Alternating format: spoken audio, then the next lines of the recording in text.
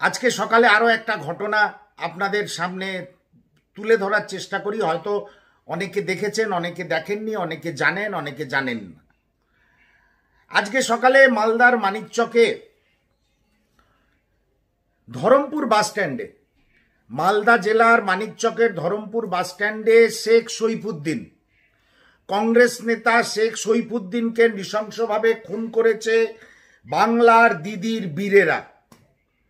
বহুদিন ধরে, বহু মাস ধরে বলে আসছি যে দিদির বীররা বিরোধী দলের নেতা কর্মীদের নৃশংসভাবে খুন করে, তাদের দৈহিকভাবে আক্রমণ করে, বাড়িঘরদোর জ্বালিয়ে দেয়, ব্যবসা করতে দেয় না, রুটি রুজি, তাদের বিরোধিতা করলে তাদের রুটি রুজি আক্রান্ত হয়।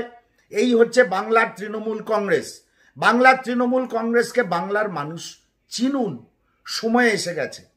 আজ সকালে মালদার মানিকচকে ধরমপুর বাস স্ট্যান্ডে কংগ্রেস নেতা শেখ সইফুদ্দিনকে নৃশংসভাবে প্রথমে বোম মেরে, তারপর গুলি চালিয়ে প্রকাশ্য দিবালোকে তৃণমূলী গুন্ডারা, তৃণমূলী খুনিরা, দিদির বীররা খুন করেছে।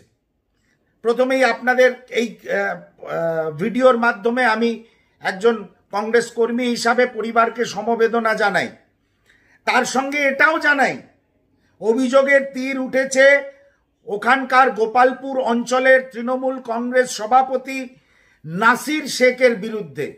নাসির শেখ এবং তার গুন্ডা বাহিনী আজ সকালে যখন বাজার করতে মোটর সাইকেলে করে শেখ সইফুদ্দিন বাজারে এসছিলেন, সেই সময় ধরমপুর বাস স্ট্যান্ডের বাজারে, যেটা মালদার মানিকচকের অন্তর্গত, ধরমপুর বাস স্ট্যান্ড বাজারে যখন কংগ্রেস নেতা শেখ সইফুদ্দিন এসছিলেন, তাদের ওপরে গুলি, বোমা, বিভিন্ন ধরনের অস্ত্রশস্ত্র নিয়ে একটি মানুষকে খুন করার জন্যে ওই নাসির শেখ, ওই গোপালপুর অঞ্চলের তৃণমূল কংগ্রেস সভাপতি নাসির শেখের নেতৃত্বে গুন্ডা বাহিনী আক্রমণ চালায়।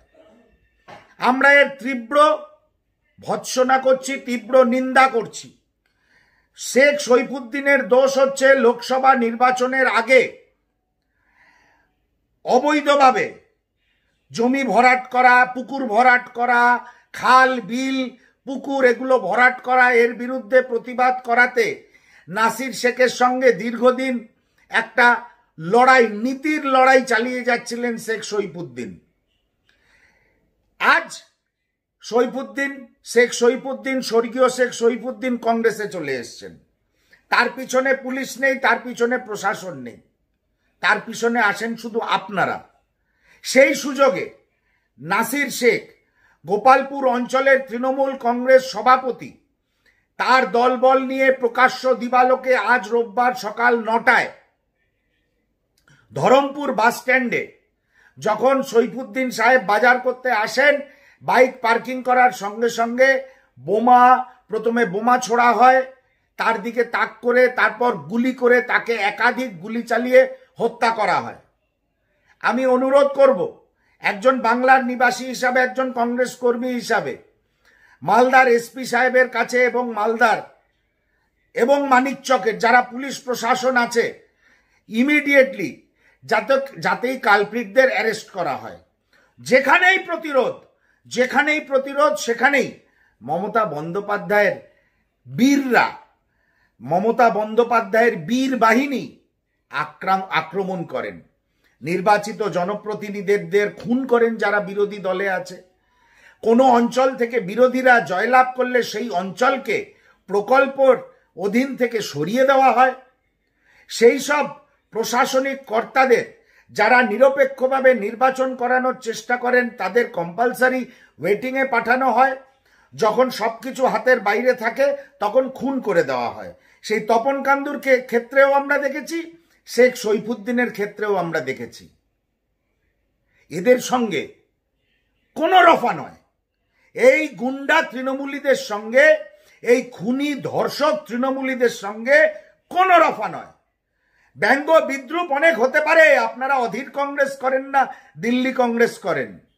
অ্যাকচুয়ালি অধীর কংগ্রেসই হচ্ছে এদের ওষুধ, এদের সোজা রাখার ওষুধ। তাই আমরা বাংলার কংগ্রেস কর্মীরা বারবার এই তৃণমূলীদের বিরুদ্ধে, এই গুন্ডা মাননীয়ার গুন্ডা বাহিনীর বিরুদ্ধে আমরা বারবার গর্জে উঠি। আমরা আগামী দিনেও গর্জে উঠব এবং এই ভিডিওর মাধ্যমে সর্বোচ্চ নেতৃত্বকে আবার আঙুল তুলে দেখিয়ে দিলাম। বলুন এবার আপনারা কি করবেন?